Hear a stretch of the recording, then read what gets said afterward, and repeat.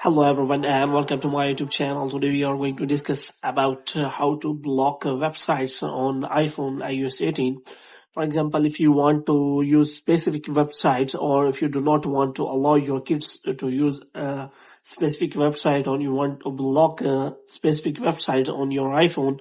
So how you can do that? For this, what you have to do, you have to simply watch this video completely. So without wasting any time, let's start the video. So first of all, what you have to do, you have to simply make sure that you are connected to a proper Wi-Fi or internet connection.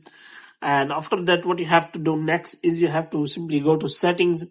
And here what you have to do, you have to simply go to general. And after that, what you have to do, you have to scroll it down until you find the option of transfer or reset iPhone. So here you have simply click on reset and you have to reset all of your network settings.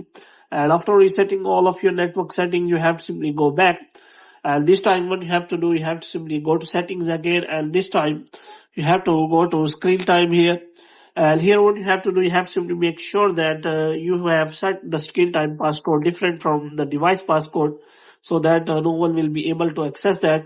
So now if you want to check a website or activity, so you have to simply go to website app and website activity. So here you have to simply provide your screen time passcode, and after turning on the app and website activity, so here you can simply see all of the website activity here.